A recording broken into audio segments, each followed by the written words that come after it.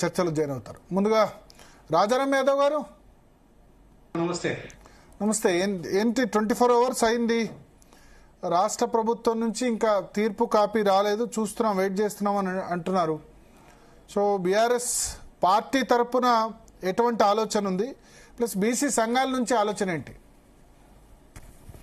మేము మొదటి నుంచి కూడా చెప్తా ఉన్నాను భరత్ గారు, రేవంత్ రెడ్డి గారు తను ఎంపైర్ గా ఉండి బీసీని ఓడగొట్టే కార్యక్రమం చేసిండు, దిగ్విజయంగా ముగించిండు, దిగ్విజయంగా బీసీని ఓడగొట్టిండు.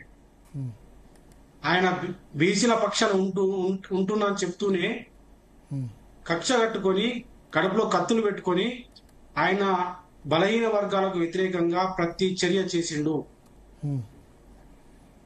అధికారంలోకి వచ్చిన 6 నెలల్లోనే కులగణన చేస్తామని చెప్పిన ఒక్కడి నుంచి ప్రతి సందర్భంలో తప్పిదాలే చేసిండు వారు.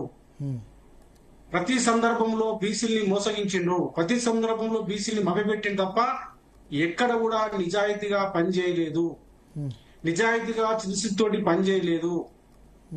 ఆ రోజు నుంచి కూడా ఈవెన్ బీసీ కమిషన్ మేము వేసుకోవడానికి కూడా హైకోర్టుకి వెళ్ళి హైకోర్టు ద్వారా మెట్టికాయలు వేయించి మేము బీసీ కమిషన్ వేయించుకోవడం జరిగింది. ఏది వాళ్ళు చెప్తారో గొప్పగా చెప్తారో, మేము ఆ వెంకటేశ్వర కమిషన్ వేసినాము, భూసాని కమిషన్ వేసి వేయించినాము, చాలా గొప్పగా మేము చేసినాము, స్టాట్యూటరీ బాడీ తోటి మేము అద్భుతంగా కులగణన చేసినాము, ట్రిపుల్ టెస్ట్ మేము పాస్ అయినామని చెప్తున్నారో దానికి వారు సిద్ధంగా లేరు. మీరు అందరూ కూడా సాక్ష్యము. భరత్ గారు, మీరైతే ప్రతి దానికి మీరు సాక్ష్యంగా ఉన్నారు, ప్రతి దాన్ని మీరు డిబేట్ చేసిండ్రు. ఆ రోజు పెద్దల ఆర్ కృష్ణ గారు, మీ జాదర శ్రీనివాస్ గౌడ్ గారు, మా మిత్రులు, పార్టీలకు అతీతంగా సంఘాలకు అతీతంగా అనేక వైరుధ్యాలు ఉన్నప్పటికీ మేమంతా హైకోర్టుకి వెళ్ళిన తర్వాత భూసాని కమిషన్ వేయడం జరిగింది. అక్కడి నుంచి కులగణన తప్పిదాలు, అక్కడి నుంచి అసెంబ్లీలో బిల్లు పెడితే యునానిమస్ గా అన్ని పార్టీలు ఇచ్చినాయి. ఈవెన్ బీసీలకు వ్యతిరేకంగా ఉన్నటువంటి బీజేపీ పార్టీ కూడా ఈ రాష్ట్రంలో మరి ఎందుకో తెలియదు కానీ పాపం వాళ్ళు దానికి అనుకూలంగా అసెంబ్లీలో సపోర్ట్ చేసిండ్రు. కేటీఆర్ గారు అయితే మీకు తెలుసు అద్భుతంగా మీరు చేయండి మేము సపోర్ట్ చేస్తామని చెప్పేసి యునానిమస్ గా బీఆర్ఎస్ పార్టీ సపోర్ట్ చేసింది. ఇక్కడ కౌన్సిల్ లో మీరు సపోర్ట్ చేయలేదు. కౌన్సిల్ లో కేసీఆర్ కాళేశ్వరం సిబిఐ కేసు అని గొడవ చేశారు, ఆందోళన చేశారు. ప్రతి సందర్భంలో సపోర్ట్ సభ పెడతామని 10 సార్లు చెప్పారు కానీ ఒక సభ కూడా పెట్టలేదు. అక్కడ ఒక కిటుకున్నది భరత్ గారు, మొన్ననేమో ఆర్డినెన్స్ తీసుకొచ్చి గవర్నర్ కు పంపిండు. మరి మొదలు రాష్ట్రపతికి ఎందుకు పంపిరండి? ఇప్పుడు సింపుల్ గా ఇవాళ ఆర్డినెన్స్ పెండింగ్ లో ఉండగా, గవర్నర్ దగ్గర పెండింగ్ లో ఉండగా జీవో తీసుకొచ్చిండ్రు. ఈ పని అప్పుడు ఎందుకు చేయలేదు? గవర్నర్ దగ్గరికి మొదలు ఎందుకు పంపలేదు? గవర్నర్ దగ్గరికి పంపాలి కదా మినిమం. ఇప్పుడు జేపీ గారు ఉన్నారు, వారు ఉన్నారో వైండ్ అప్ అయినో తెలియదు, వారు మాజీ ఐఏఎస్ రాజ్యాంగ నిపుణులు. రాష్ట్రాల్లో అసెంబ్లీలో బిల్లుని గవర్నర్ కు పంపాల్సిన అవసరం ఉంటుంది.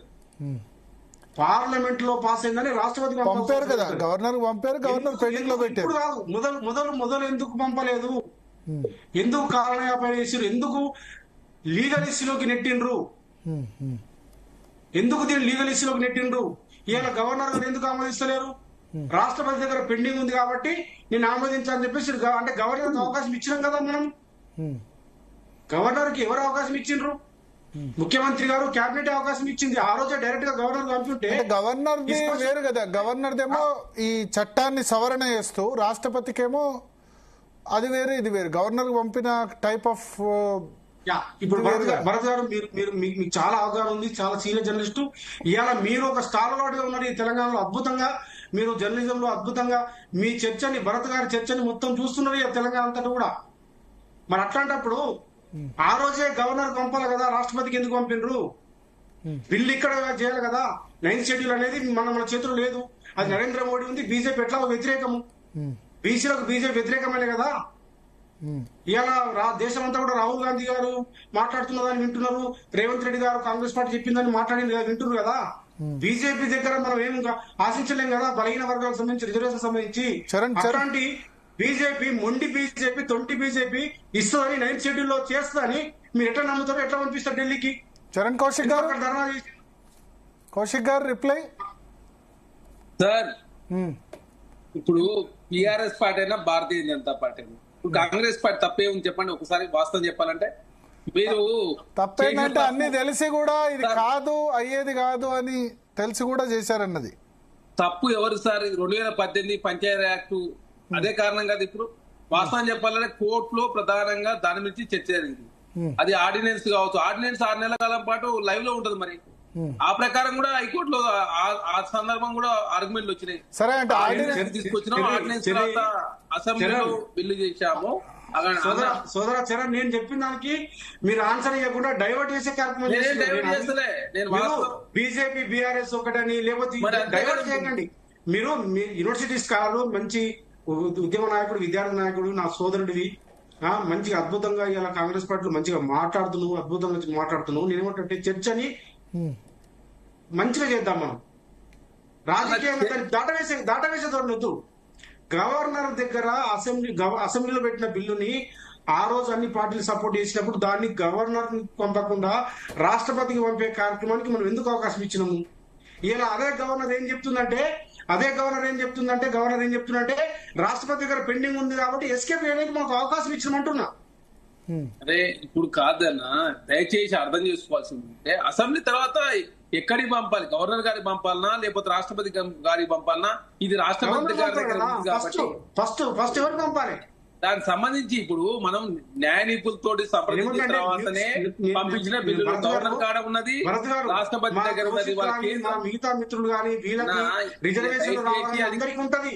కాంగ్రెస్ ఉన్న వాళ్ళకి కానీ బీఆర్ఎస్ ఉన్న వాళ్ళకి కానీ బలహీన వర్గాలకి ప్రతి ఒక్కరికి కూడా మాకు న్యాయం జరగాలని ఉంటది. నా సోదరుడు, నా తమ్ముడు కౌశిక్ కూడా గుండె నిండా బీసీలకు న్యాయం జరగాలని ఉంటది.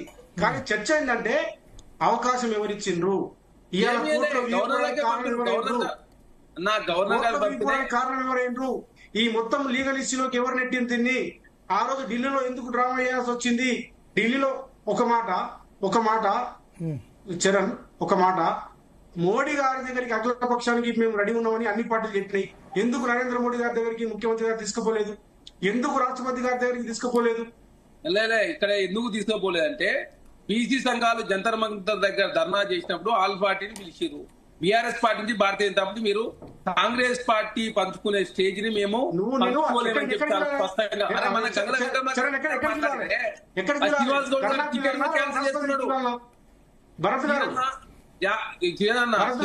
గారు మాజీ మంత్రి టికెట్ బుక్ చేసుకుంటారు. చెప్పండి. ఇప్పుడు నేను ఏమంటే ఎక్కడికి వస్తారు?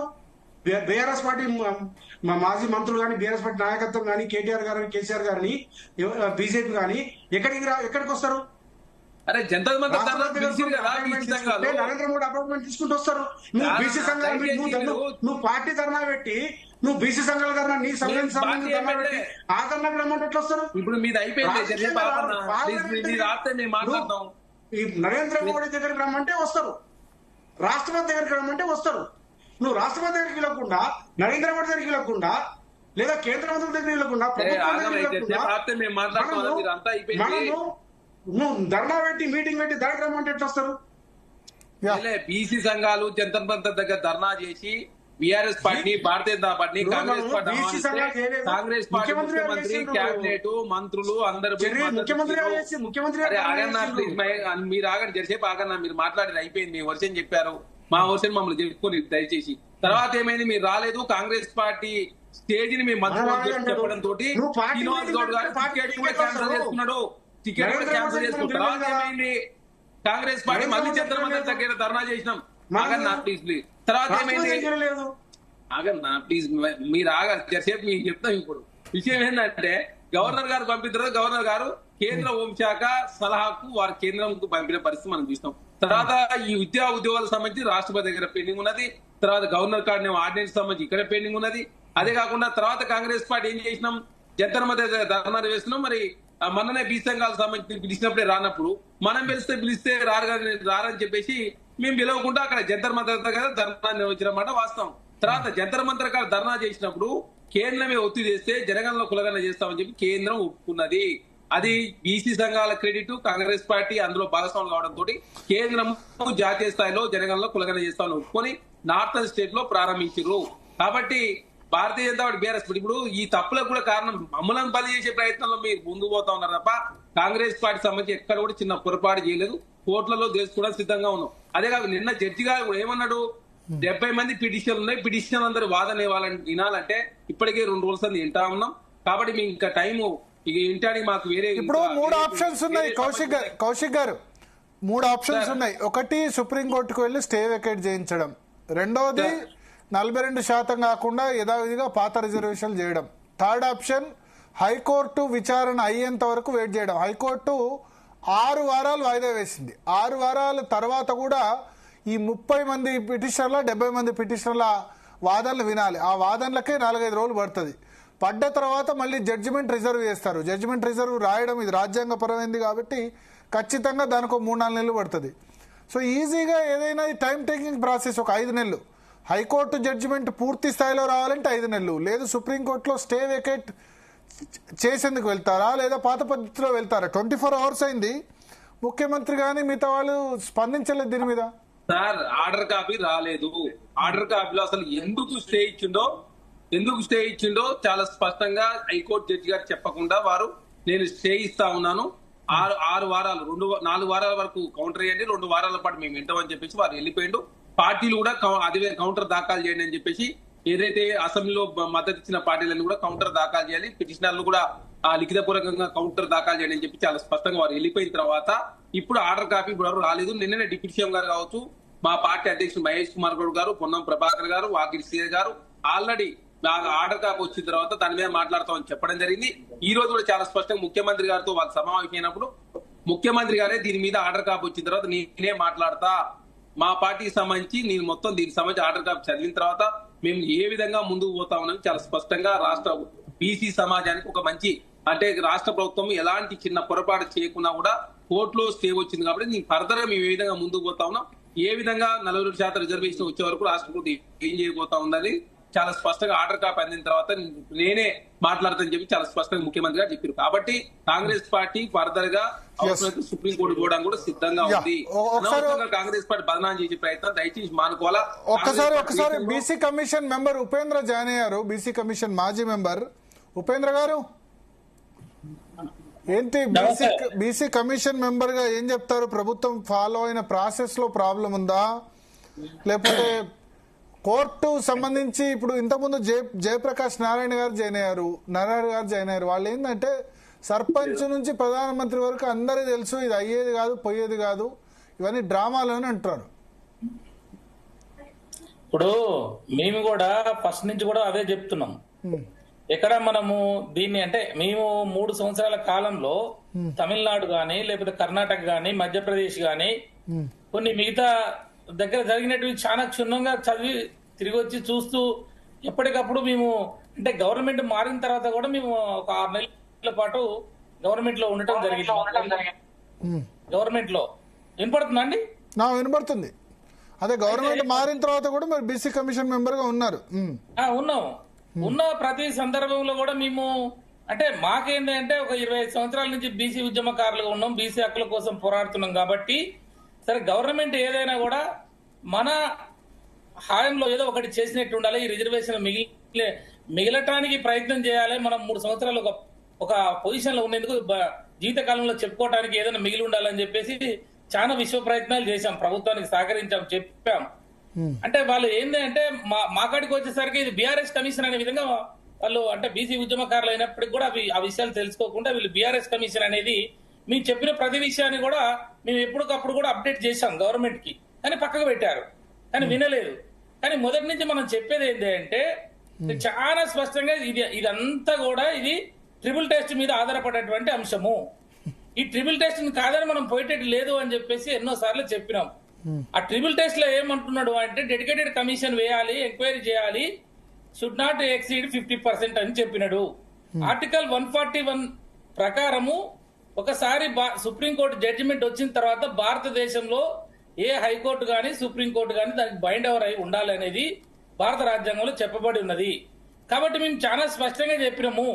ఆ రోజు ఏం చేసినారు వీళ్ళు, మా కమిషన్ అయిపోయిన వెంటనే మళ్ళీ నిరంజన్ గారి కమిషన్ తీసుకొచ్చి ఏం చేశారు, నిరంజన్ గారి కమిషన్ కే this commission shall also act as a dedication commission which will conduct contemporaneous rigorous empirically అని చెప్పేసి డెడికేటెడ్ కమిషన్ చేయవలసిన పని కూడా ఈబీసీ కమిషన్కే చేయండి అని చెప్పేసి ఆ జీవోలో ఇవ్వటం జరిగింది. దాని తర్వాత పెద్ద ఎత్తున ఉద్యమాలు జరిగినాయి.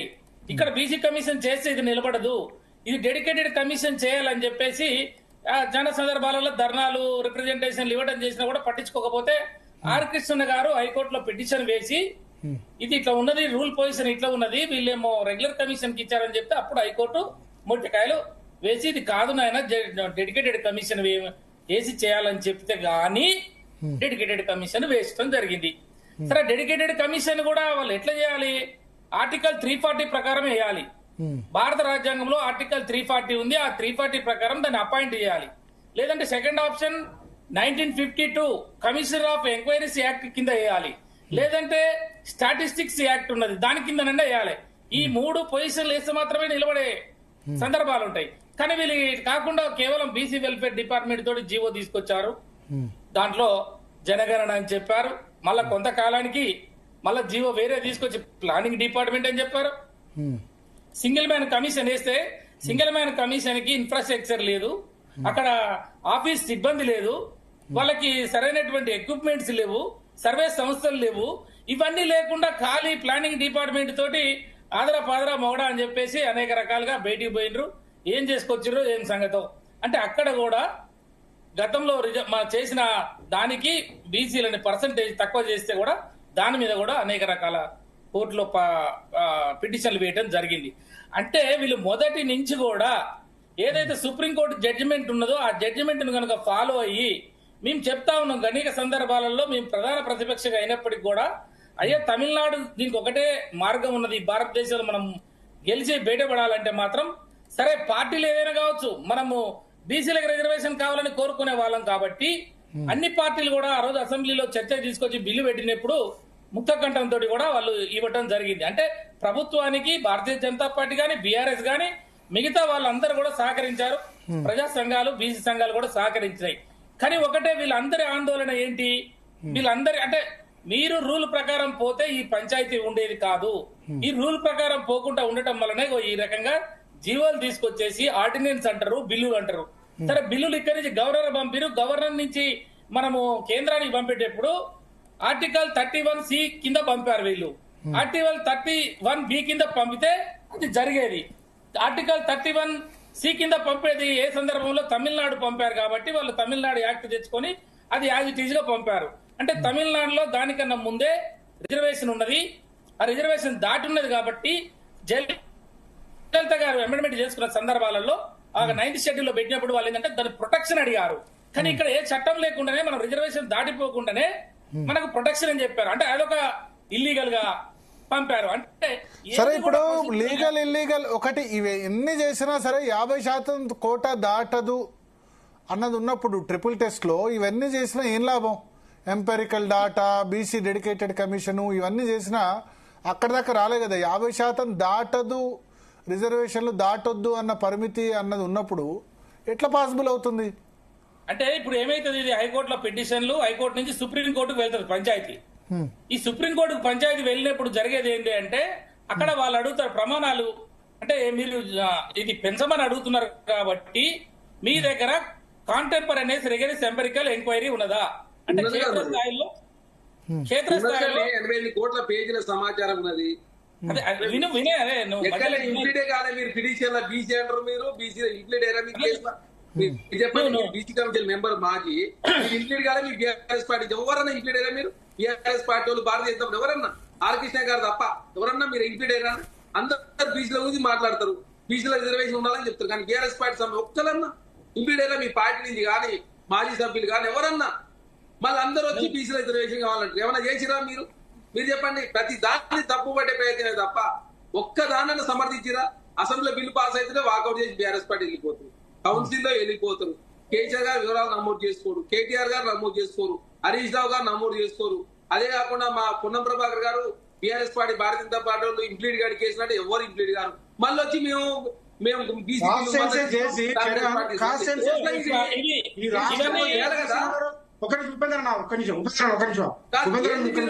అందరూ మద్దతు ఇస్తున్నారు, మరి ఎవరు మద్దతు ఇస్తున్నారు? అంతమంది బీసీ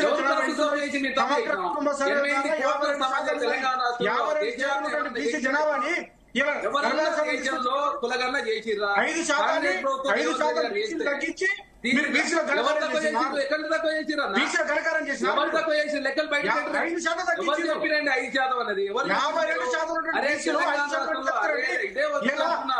మీరే తప్పు పట్టి రాజకీయం చేసి పెరుగుతారు, మిగతా వాళ్ళు పెరుగుతారు. ఎవరిదే పెరిగింది? ఒక్కసారి వట్టి జానయ్య గారికి అవకాశం ఇద్దాం. ఒకసారి వట్టి జానయ్య యాదవ్ గారికి అవకాశం ఇద్దాం. వట్టి జానయ్య గారు ఏంటి మీరు మొత్తం రాజకీయం చేస్తుంది బీఆర్ఎస్ పార్టీ. మీరు కాదు. వట్టి జానయ్య గారు ఎవ్వరు మీరంతా ఇంజనీర్ కాలేదు. మీరు పార్టీ కాదు, ఉపేంద్రాచార్య గారు కాదు. మీరందరూ మంది తీసుకుని వచ్చి అందరు స్టేట్మెంట్ ఇస్తారు. ఎక్కడ 24 కులాల బీసీలు తొలగించింది మీరు. బీసీ కులాలను తొలగించి ఆంధ్ర ప్రాంతానికి కులాలని ఈనాడు బీసీల జనాభా తగ్గడానికి కారణం మీరు చేసినటువంటి మార్గాలే. రాజకీయ రంగంలో, ఆర్థిక రంగంలో, అన్ని రంగాల్లో మీరు చేసిన కదా 34% కుదించింది మీరు. 26,000 బీసీలకు అన్యాయం చేసింది మీ ఆయన. మా ఆయన జరగలేదు కదా. ఎక్కడ చేయలేదు? అన్ని కరెక్ట్ చేసిన మాలాగా చేసిన ఎవరు చేయలే. బీఆర్ఎస్ పార్టీ చేసిన తప్పులని మీరు బీసీలు బీసీలను మోసం చేసింది మీరు బీఆర్ఎస్ పార్టీ. భవిష్యత్తులో నాయకులు ఊరికి అట్లా అంతే మాట్లాడతాను. వాస్తవం సబ్జెక్ట్ మాట్లాడుతున్నాను. మాట్లాడలేను. ఒక్కసారి వట్టి జానయ్య గారితో మాట్లాడితే ఒక్క నిమిషం చరణ్ కౌశిక్ గారు, రాజారాం యాదవ్ ఒకసారి వట్టి జానయ్య గారితో మాట్లాడదాం. వట్టి జానయ్య గారు ఏంటి మీ వ్యూ ఏంటి? అన్మ్యూట్ చేసి మాట్లాడండి. మ్యూట్ తీసేసి మాట్లాడండి. ఎస్ చెప్పండి. చెప్పండి వట్టి జానయ్య గారు. అన్మ్యూట్ చేసి మాట్లాడండి. మ్యూట్ తీసేసి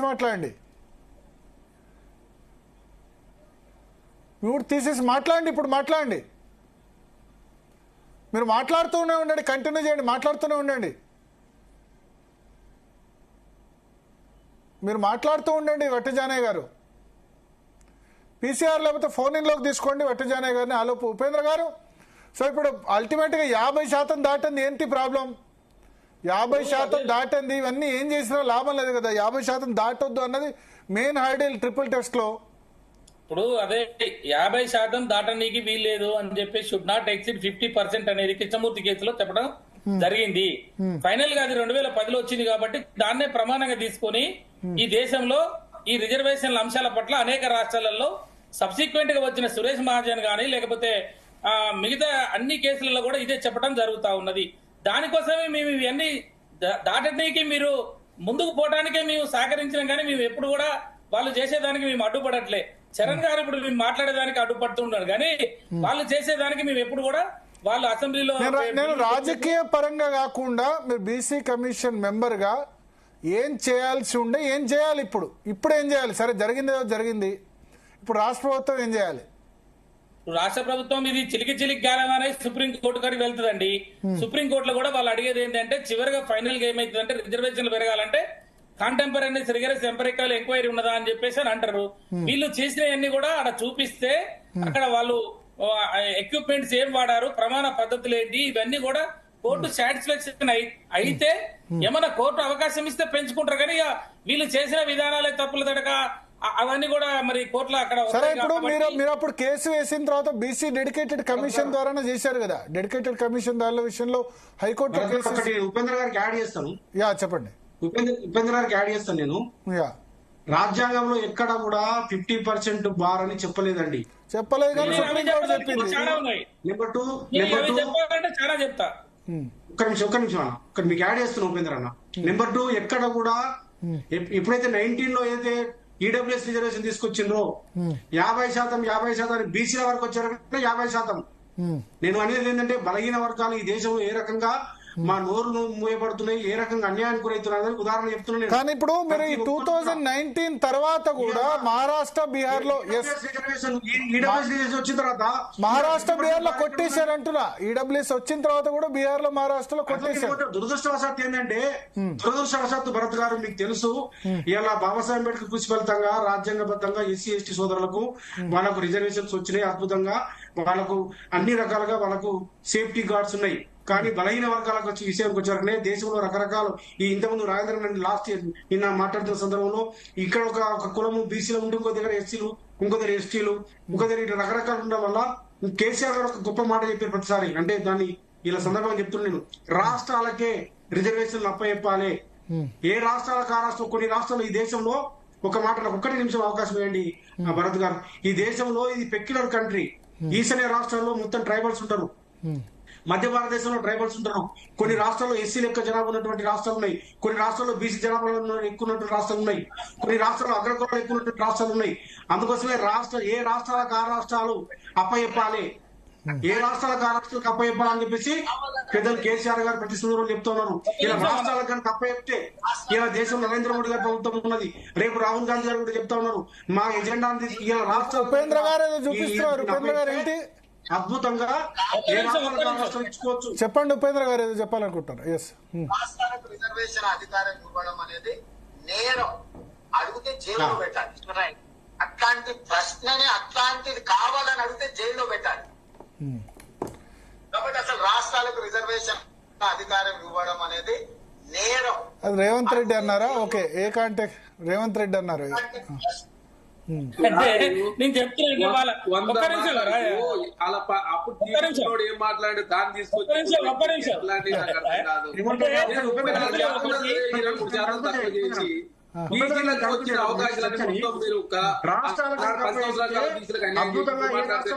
తీసుకోవచ్చు.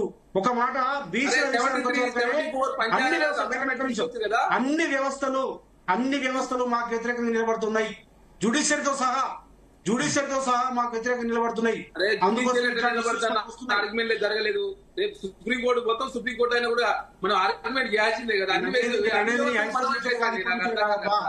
అట్లా ఉండదు, అట్లా మాట్లాడొద్దు. రేపు ఎవరు సపోర్ట్ చేసే వాళ్ళు కూడా సపోర్ట్ చేయకుండా చేసే పరిస్థితి వచ్చింది. నేను మాట్లాడుతున్నా నీకు అర్థం కాదు. ఎట్లయితే నాకు అర్థం కాదు. అంటే మీరు అంటే న్యాయ నేను రాష్ట్రం గురించి మాట్లాడుతున్నాను. అదే వచ్చి సమస్య వ్యవస్థలే మాకు బీసీలకు వ్యతిరేకంగా ఉన్నాయని చెప్పి అంటున్నా. నేను జుడిషియరీతో సహా మనకు వ్యతిరేకంగా ఉన్నాయి అంటున్నా. నీ రేవంత్ రెడ్డి చర్చ కాదు ఇక్కడ.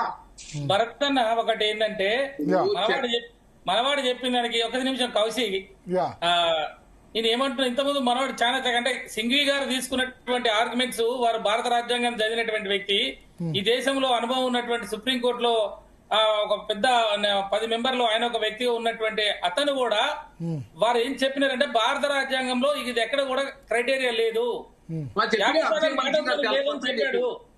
నేనేమంటున్నా, ఇంద్రసాని మీరు కోడ్ చేస్తున్నారు. ఇంద్రసానిలో 9 మంది జడ్జిలు ఉంటే 5 మంది జడ్జిలు సపోర్ట్ చేశారు. అది కూడా ఎగిరిపోయింది. నేనేమంటారు, అదే ఇంద్రసాని కేసులలో ప్రత్యేక పరిస్థితులలో ప్రపోర్షనేట్ రిజర్వేషన్ దక్కనెప్పుడు పెంచుకోవచ్చు అని చెప్పాడు. అంటే దానికి డెడికేటెడ్ కమిషన్ వచ్చింది. ఈ కాంటెంపరీస్ రిగరస్ ఎంపెరికల్ ఎంక్వైరీ అనేది ఇవన్నీ కూడా ఉంటే పెంచుకోవచ్చు అనేది మనకు చెప్తా ఉన్నారు. నేనేమంటున్నా, ఇది హైకోర్టులు తేల్చే పరిధి కాదు, ఇది చివరికి చిలికి సుప్రీంకోర్టు పోయే వాళ్ళే. నువ్వు హైకోర్టు మనకు ఒకవేళ ఇచ్చింది అనుకోండి, మరి ఇప్పుడు మీరు చెప్పేది సుప్రీంకోర్టు పోతుంది. ఇప్పుడు మీరు చెప్పేదాని ప్రకారం హైకోర్టు పోయి సుప్రీంకోర్టు పోయేసరికి ఎంత పుణ్యకాలం ఈ ప్రభుత్వ టర్మ్ కాస్త కంప్లీట్ అవుద్ది. సుప్రీంకోర్టు పోగానే వెంటనే తెరుస్తారా? నేనేమంటున్నా, ఫస్ట్ హైకోర్టులో కంప్లీట్ కావాలి కదా, హైకోర్టులో కంప్లీట్ కావాలి కదా, హైకోర్టులో ఫుల్ ఆర్గ్యుమెంట్స్ కంప్లీట్ కావడానికి 5-6 నెలలు అవుతుంది. ఈ దేశంలో వాళ్ళు కావాలనే చెప్పేసి ఎక్కడ రాజ్యాంగం లేని సబ్జెక్ట్ ని తీసుకొచ్చి సుప్రీంకోర్టు జడ్జిమెంట్ ని కోడ్ చేస్తూ అదే జడ్జిమెంట్ పేరుతోటి ఇలా బీసీల గొంతు ఇవాళ 60 సంవత్సరాల నుంచి 70 ఇది జరుగుతూనే ఉన్నది. బీసీలని ఆ రిజర్వేషన్లు తగ్గకుండా ఉండాలి, కొత్త రిజర్వేషన్లు రాకుండా ఉండాలి, వీళ్ళ వాయిస్ లేకుండా ఉండాలంటే ఎవరు చూసినా కూడా ఇంద్రసాని కృష్ణమూర్తి అని చెప్తా ఉన్నారు. కాబట్టి నేనేమంటున్నా, అందుకనే వాళ్ళు ఏం చెప్తున్నాడు, కాంటెంపరీస్ రిగరస్ ఎంపెరికల్ ఎంక్వైరీ తీసుకొచ్చి సాటిస్ఫై అయినప్పుడు పెంచుతా అని అంటున్నాడు. మరి అక్కడ పోయిన తర్వాత పెంచుతాడా, రేపు పెంచడా, ఏం జరుగుద్ది? భర్తనే చెప్పినట్టు అది సంవత్సరం అవుతుందా, 2 సంవత్సరాలు అవుతుందా? మరి డిలే చేసి మీరు అడ్వకేట్ ఉపేంద్ర గారు, మీరు అడ్వకేట్ 6 వారాల పాటు వాయిదా వేశారు. 6 వారాలు అంటే నవంబర్ 25. 30 మందో 70 మంది పిటిషనర్ల లాయర్ల ఆర్గ్యుమెంట్స్ వినాలి. దానికి ఒక 4-5 రోజులు పడుతుంది. పడ్డ తర్వాత ఇది కాన్స్టిట్యూషనల్ ఇష్యూ కాబట్టి జడ్జిమెంట్ రాయాలి. జడ్జిమెంట్ రాసేందుకు మినిమం 2-3 నెలలు పట్టదా? నేను ఏమంటున్నా, ఇది ఒక్కొక్కసారి కోర్టులో పడ్డ తర్వాత ఎవరు చెప్పలేరు. హైకోర్టులోనే 3-4 నెలలు అవుతుంది. హైకోర్టులో ఏ జడ్జిమెంట్ వచ్చినా మళ్ళీ సుప్రీంకోర్టు పోతారు. సుప్రీంకోర్టు ఇమ్మీడియట్ గా ఎందుకు రిజర్వ్ చేస్తుంది? చాలా పెండింగ్ లో ఉన్నాయి కదా. 2007లో ముస్లిం రిజర్వేషన్ ఇంకా సుప్రీంకోర్టులో పెండింగ్ లో ఉంది. మన తెలంగాణ ఆంధ్రప్రదేశ్ 2007లో ముస్లిం రిజర్వేషన్ మీద ఇచ్చింది కేవలం ఇంట్రీమ్ ఆర్డరే, ఫుల్ ఆర్డర్ కాదు. అప్పుడు కేజీ బాలకృష్ణన్ ఇంటరీమ్ ఆర్డర్ ఇస్తూ ఇంటరీమ్ ఆర్డర్ లో ఇంప్లిమెంట్ చేసుకోవచ్చు అని చెప్పారు, ఫైనల్ గా ఇవ్వలేదు. సుప్రీంకోర్టులో ఇటువంటి కేసులు చాలా ఉన్నాయి. నాట్ ఓన్లీ ఇదే కేసు కాదు, ఈ కాన్స్టిట్యూషనల్ బెంచ్ కి సంబంధించినటువంటి అంశాలు చాలా ఉన్నాయి దేశంలో. సంవత్సరాల పాటు పెండింగ్ ఉంటున్నాయి. మరి దానికి ఇప్పుడు 9 జడ్జిల బెంచ్, ఇందిరా సాయని 9 జడ్జిల అయితే 11 జడ్జిలు దాన్ని ఓవర్ రూల్ చేయాలి. 11 మంది జడ్జిలు కూర్చోవడం అంత ఈజీయా? నేను అదేమంటున్నాను. ఇప్పుడు ఫైనల్ గా మేము పైన కూర్చున్నాం, బాయ్ సాబ్ మేము చెప్పింది మీరు వినాలి, మేము పెట్టింది మీరు తినాలి అనే కోణంలో ఈ దేశంలో జరుగుతున్నటువంటి పరిస్థితులు ఇవి. దాన్ని క్వశ్చన్ చేయడానికి లేదు కదా. నువ్వే సుప్రీంకోర్టువి, నువ్వే పైన ఉంటివి, న్యాయం చేయాల్సిన నువ్వే అన్యాయం చేస్తా ఒక శాశ్వత పరిష్కారం ఏంటంటే భరత్ గారు, ఉపేంద్రలో ఒక శాశ్వత పరిష్కారం ఏంటంటే, ఏ రాష్ట్రాలకు కేసీఆర్ గారు గతంలో ముఖ్యమంత్రిగా ఉన్నప్పుడు చెప్పిన సందర్భంలో ఏదైతే చెప్పినో, ఏ రాష్ట్రాలకు ఆ రాష్ట్రాలకి రిజర్వేషన్లను అప్పచెప్పే ఒక్క రాజ్యాంగ సవరణ కనుక చేయగలిగితే, ఇలా భారతీయ జనతా పార్టీ కానీ రేపు భవిష్యత్తులో ఇంకా వచ్చే ఏదైనా కూటమి కానీ ఒక్క పని చేయగలిగితే, ఏ రాష్ట్రాలకు ఆ రాష్ట్రాలు రిజర్వేషన్లు ఇచ్చుకునే హక్కును కల్పిస్తే బలహీన వర్గాలకి పూర్తి శాస్త్రమైనటువంటి పరిష్కారం లభిస్తుంది. ఒకసారి వట్టిజాన యాదవ్ గారు తీసుకుందాం ఒపీనియన్. చాలాసేపు వట్టిజాన యాదవ్ గారు. నమస్కారం, చెప్పండి ఏంటి మీ వ్యూ ఈ వ్యవహారంలో? మా మిత్రులకు కూడా సాయంకాలం నమస్కారాలు తెలియజేస్తా ఉన్నాను. మా కౌశిక్ గారి కావచ్చు, రాజారాం గారు కావచ్చు, ఉపేంద్ర గారి కావచ్చు, మా సోదరులందరూ కూడా వాస్తవాలు తెలుసు. కానీ వాళ్ళు ఉన్నటువంటి పార్టీల యొక్క ఉనికి కోల్పోకూడదు అనేటటువంటి ఉద్దేశంతో మాట్లాడుతున్నారు తప్ప వాళ్ళ అంతరాత్మకు అన్ని తెలుసు. ఏ పార్టీ ఏ రకమైనటువంటి మోసాలు చేస్తా ఉన్నాయి ఈ బీసీలను. ఈ 70-80 ఏళ్లలో ఈ 9th షెడ్యూల్లో పోవాల్సిన దాన్ని 9వ జీవోతో తీసుకొస్తున్న సందర్భంలో అన్ని పార్టీలు మద్దతు పలికినని చెప్పుకునేటటువంటి మా మిత్రులకు మళ్ళొకసారి గుర్తు చేస్తా ఉన్నా. ఇవాళ ఎక్కడ కాలేకర్ కమిషన్ కానికి మొదలు పెడితే, నీలం సంజీవ్ రెడ్డి గారి కానికి మొదలు పెడితే అనేక పర్యాయాలు కోట్లకు పోతా ఉన్నాయి. కోట్లకు పోయిన తర్వాత మళ్ళీ వీళ్ళే కోట్లలో క్యాన్సిల్ చేపిస్తా ఉంటారు. మళ్ళీ మా బీసీ సంఘాలు, బీసీ నాయకులందరూ వాటి కోసం పోరాటాలు చేస్తూనే ఉంటారు. మేము శాసన మండలి సాక్షిగా అన్ని పార్టీల ముందు మా రాష్ట్ర పార్టీ అధ్యక్షులు తీర్మార్ మల్లన్న గారు వాళ్ళని గుండెల మీద చేతులు వేసుకుని చెప్పండి, ఈ జీవోతో గాని ఈ ఆర్డినెన్స్ తో గాని మా బీసీలకు 42% రిజర్వేషన్లు వస్తాయంటే మేము దేనికైనా సిద్ధమని చెప్పారు. ఆ రోజు ఎవరు కూడా మాట్లాడకుండా సైడ్ అయ్యి వెళ్ళిపోయారు. ఇవాళ మా మిత్రులందరూ ఏంటంటే ఆ పార్టీలను ఓన్ చేసుకోవడం కోసం కొట్లాడుతా ఉండు. దయచేసి మా సోదరులకు విజ్ఞప్తి ఏంటంటే, ఇంకా 70-80 ఏళ్ళు అయిపోయింది. ఇవాళ తెలంగాణ రాష్ట్రం వచ్చే ఏదో బాగుంటుంది. మా రాజధాని లాంటి వాళ్ళు అనేక మంది ఉద్యమాలు చేస్తే కేసీఆర్ చేతులు తీసుకొచ్చి పెడితే కేసీఆర్ గారు ఏం చేసిందో ఇవాళ అందరూ తెలుసు. ఈ కేసీఆర్ ని తప్పేయడం కోసం మళ్ళీ రేవంత్ రెడ్డి గారిని తీసుకొస్తే రేవంత్ రెడ్డి గారు ఏం చేస్తున్నారో కూడా ఇవాళ మా కౌశిక్ లాంటి వాళ్ళు తెలుసు, మా ఉపేందర్ తెలుసు. నేనేమంటానంటే, ఇంకా మనం వచ్చి వాళ్ళ పక్షాన వాళ్ళేం కోర్టులో కేసులు వేసి మనం ఇట్లా మనుకొస్తారు, మనమేం వాళ్ళ పక్షాన వచ్చి వాళ్ళ ఛానళ్లలో కూర్చొని వాళ్ళకు వంత పాడుకుంటూ ఉండటాన్ని కొద్దిగా విభేదించి మనకు నిజంగా జరుగుతున్నటువంటి అన్యాయం మీద మనకు ఏంది మార్గం, మనకు ఫైనల్ గా మనం ఏం చేసుకుంటే మన జాతిలో మనుగడ సాగుతుంది, మన భవిష్యత్ తరానికి మనం ఏమి ఇవ్వగలుగుతాం అనేటటువంటి కాన్సెప్ట్ మాట్లాడాలి తప్ప ఇవాళ నువ్వు వచ్చినా కాబట్టి ఆ పార్టీల కోసం ఆ పార్టీ గురించి నేను మాట్లాడితే ఆడికి మోహన్ రెడ్డి గారు మన భుజాల మీద చేసి బాగా మాట్లాడిన తమ్ముడు అని వాళ్ళ భుజాల మీద చేసలేయడం కోసం మాత్రం ఈ డిబేట్లలో మాట్లాడటం ఈ బీసీ సమాజం అయితే యాక్సెప్ట్ చేయట్లేదు అనేటువంటి వాస్తవాన్ని మా మిత్రులకు, నా మిత్రులు కాబట్టి చెప్తా ఉన్నాం.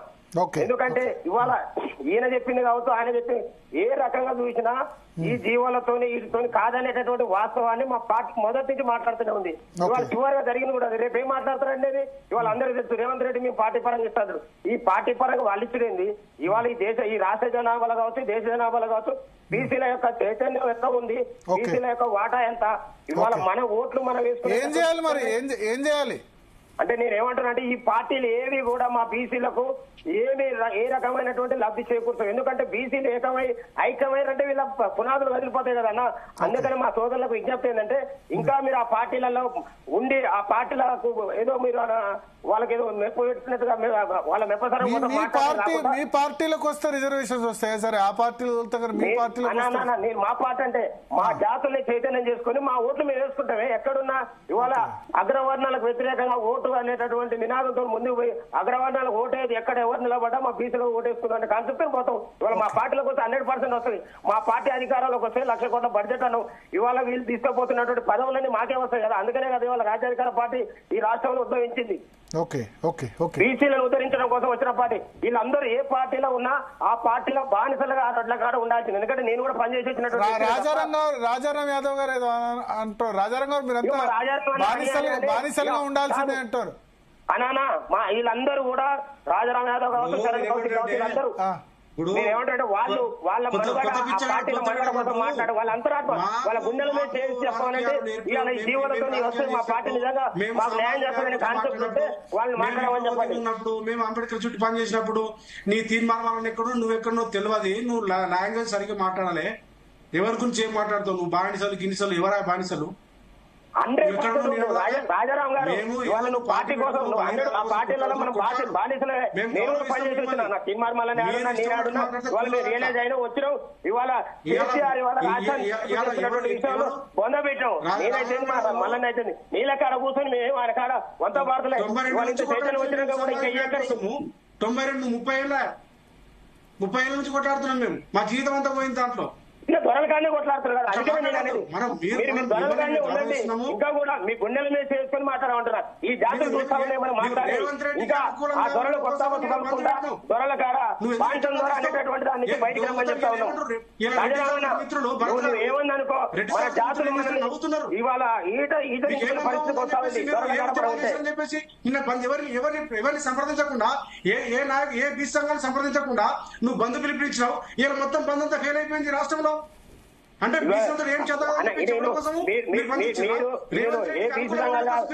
బీసీల పక్కన నిన్ను సంప్రదించాలి ఆయన సంప్రదించాల్సిన అవసరం లేదు. బీసీల దొరుకుతున్న అన్యాయం మీద ఇవాళ గలం ఎత్తింది ఓన్లీ తీర్మానం వల్ల దొరల పక్కన కూర్చొని మిమ్మల్ని సంప్రదించలేదంటే మిమ్మల్ని సంప్రదించిన అదే సంప్రదించలేదు. లక్షల మంది విద్యార్థులు నడిపినటువంటి చరిత్ర ఆ రోజు కేసీఆర్ గారికి సపోర్ట్ గా ఉండి మొత్తం అద్భుతంగా నడిపినటువంటి చరిత్ర ఉన్నటువంటి బిడ్డలం మేము. చరిత్ర చెప్పుకుంటే తిరగాల్సిందే. మన జాతుల చరిత్ర గురించి మాత్రం చెప్పుకోవచ్చు. ఆ దొరల కాలం మీరు చేసినటువంటి బాధ్యత చెప్పండి. కానీ మన జాతుల కోసం ఏం చేసామో చెప్పండి. ఈ జాతుల కోసం ఏం చేసారో చెప్పండి. ఇవాళ నీ పార్టీ స్థానం ఏందో చెప్పు. టీఆర్ఎస్ పార్టీ వాళ్ళు ఒక్కరోజు ఒక మాట మాట్లాడలేదు 40% రిజర్వేషన్ మీద.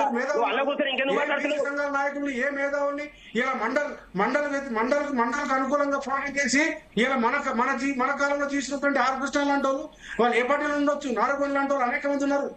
ఎవరైనా సలహా తీసుకున్నారా మీరు? నేను ఏమంటున్నానంటే నారగోని గారి గురించి మాట్లాడిన ఆర్కిస్ట్రా గారి గురించి మాట్లాడిన ఇవాళ జరుగుతున్న 42% రిజర్వేషన్ మీద మీ పార్టీలలో మీ పార్టీ స్థాయి అనుకుంటా మీరు ఆడ కూర్చొని మీరు వెనకటి ఎల్లగూర ముచ్చటెందుక ఇప్పుడు ఎక్కేదాని గురించి మాట్లాడు. ఇవాళ జరుగుతున్న అన్యాయం మీద మాట్లాడు. ఇవాళ నీ పార్టీ ఏంది? మీ పార్టీ స్థాయి ఏంది? 10 ఏళ్ళ అధికారంలో బీసీలకు ఏం చేసింది? ఉన్న 33% రిజర్వేషన్ 20% తీసుకొచ్చింది కదా. ఉన్న రిజర్వేషన్ తగ్గించిన పార్టీ నీ పార్టీ.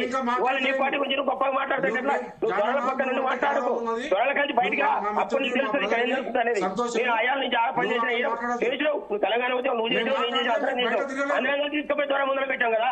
ఇలా దొర దోపిడీ చేసేదాన్ని కదా మన పోరాటం అంతా. ఇలా దొర బీసీలకు ఉన్న రిజర్వేషన్ తగ్గించిన మాట వాస్తవం కదా. ఇవాళ కాంగ్రెస్ పార్టీ కొలగానే జనాభా తగ్గించిన మాట వాస్తవం కదా.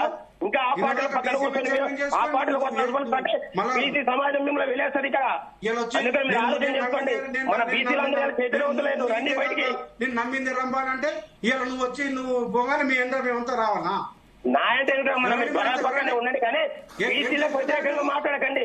మీ దొరల కాడ బాధ్యత ద్వారా అనుకుంటూ ఉండండి. నేను వద్దంటే కానీ బీసీల తరఫున అన్ని మీద మాట్లాడండి. గురించి బలహీన వర్గాల గురించి చెప్పండి. మీ భవిష్యత్ కార్యాచరణ ఏంది?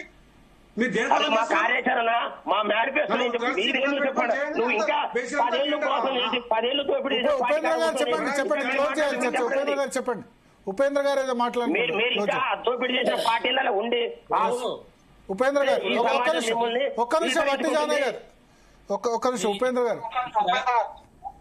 ఇక్కడ మేమందరం కూడా ఇంతకుముందు మన మిత్రులు రాజారాం గారు చెప్పినట్టు మేము గాని గత దశాబ్దాలుగా ఈ వాయిస్ తోటే ఈ హక్కుల కొరకే తిరిగే హైదరాబాద్ లో అనేక పోరాటాలు ఇలా శరీరాలు మొత్తం కూడా గుల్ల అయిపోయి ఎలాంటి ఆర్థిక పరమైనటువంటి లాభాలు లేకుండా ఏ రాజకీయ పార్టీలతోటి కూడా పెద్ద మేము ఊరేగే పెద్ద పొందిందేం లేకుండా స్వచ్ఛందంగా నిస్వార్థంగా చేస్తున్నటువంటి ఆ వ్యక్తులని అట్లా ఒకటేసారి ఆ రకంగా మాట్లాడటం కరెక్ట్ కాదు. ఆ రోజు కూడా మనం 33% రిజర్వేషన్ కావాలని చెప్పేసి మనం జీవో 396 తీసుకురావడం జరిగింది. నాడు కూడా ఇదే ఈ సామాజిక వర్గం వాళ్ళే కేసులు వేసేసి దాన్ని మరి 22కు చేసినటువంటి పరిస్థితి. ఇవన్నీ కూడా దేనికి వచ్చినాయి? సుప్రీంకోర్టు జడ్జిమెంట్ ద్వారానే ఇవన్నీ జరుగుతా ఉన్నాయి. కాబట్టి ఈ సుప్రీంకోర్టు జడ్జిమెంట్ అనేది మనవాదులు రాసిరు కాబట్టి ఇవాళ ఇక్కడ ఉన్నటువంటి రూల్ చేస్తున్నటువంటి వాళ్ళు మన మధ్యలో పంచాయతీలు పెట్టి వెనకట ఏదో ఒక సినిమా అలీ సినిమాలు కనుక వాడు వాటి మీద మూట పూరి జగన్నాథ్ అలీ చెప్తున్నారు. Thank you. చర్చ క్లోజ్ చేయాల్సిన సమయం అయింది. థ్యాంక్ యూ ఉపేంద్ర గారు. రాజారాం గారు 30 సెకండ్స్ రాజారాం గారు. మేము చెప్తున్నాము ఇవాళ కాంగ్రెస్ పార్టీ మోసం చేసింది బలహీన వర్గాల్ని. రేపు చెప్తున్నా కేసీఆర్ గారు ప్రధానమంత్రి అవుతారు. ఈ నరేంద్ర మోడీ అయిపోయింది కథము, కాంగ్రెస్ రాదు. వచ్చిన తర్వాత రాష్ట్రాలకే మొత్తం దేశంలో అన్ని రాష్ట్రాలకు రిజర్వేషన్లు కల్పించుకునే హక్కును రేపు కేసీఆర్ కల్పిస్తారు. రేపు బలహీన వర్గాలకు ప్రధానమంత్రి అవుతారనే బీఆర్ఎస్ పెట్టి ఉన్న ఇక్కడ ముఖ్యమంత్రి కాకుండా చేశారు. ముఖ్యమంత్రి అవుతారు, తర్వాత ప్రధానమంత్రి కూడా అవుతారు. ప్రధానమంత్రి కాకుండా మేము